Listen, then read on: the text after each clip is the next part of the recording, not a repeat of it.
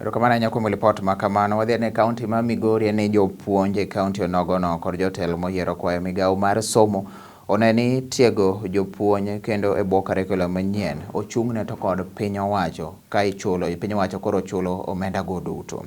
Seneta ma Migori Dr. Ochilo Mboga Yako to kod jaod bura ma Uriri mano Nyamita olero ni koro en ondamo maber ahinya kata kamano piny owacho osir tiegruok achiel kod kelo kuonde tiegruok obed machiegni gi jopuonj kuonde ma gipuonjoe. Nyamita wacho ni ondamo no rwako kata kamano chuno jopuonj to kod puonj ma gichulo kendgi ok owinjore kata matin gi kuonde tiegruok go bende onego bed ni koro iketo mana machiegni ka iketo gi counties duto te 47. Jotelo go ne loso Bware Secondary kar chung' od bura mano ma Uriri kama ne gisidho bas mar skul ma bende onyiew to kod omenda mar CDF. Weche go nosir nyaka gi jagoro mar Kupet bade ma Migori Samuel Orwa to kod jakom mar riwruogo nogono Henry Otunga. We are not against training. Training is a very good thing and it helps in building skills.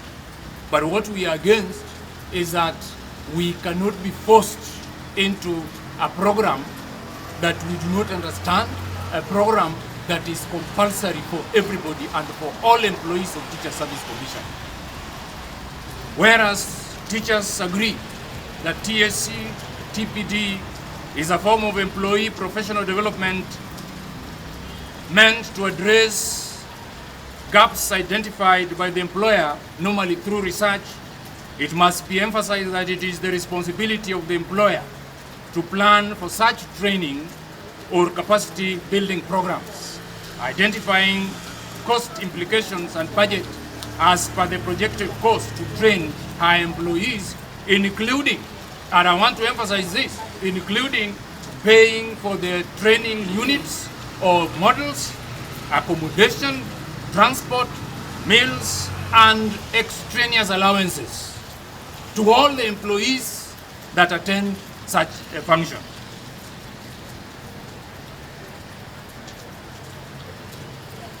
Just as the case is with other public servants, the Public Service Commission and the public university have a similar program that they run that covers full costs of employee professional development and capacity building undertakings of their cherished workers. Moreover, the models offered too should contain both specific and transferable skills that other employers elsewhere recognize, both nationally and internationally. And therefore, it is the position of Migori teachers that one, the union has neglected, ignored, misrepresented the views of the teachers on this matter and has proceeded against the interest of its membership to endorse this training without putting into consideration the plight of its members. Number two, that even if the training was an emergency program, which it is not, we have no emergency in the education sector in Kenya, the cost of the entire training is to be shouldered by the employer and not transferred to the problem with the government initiating a training program, especially with the advent of CBC, which is a new system of education. The problem that we are having is the government making it compulsory, and especially when they are not bearing the cost. Most of our teachers, one, they are underpaid, they have accumulated loans, they can't even take their children to school.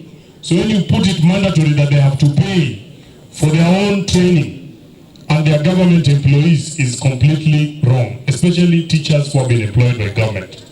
So we are asking the government that the training program is okay, but they must change the mode in which they want it delivered.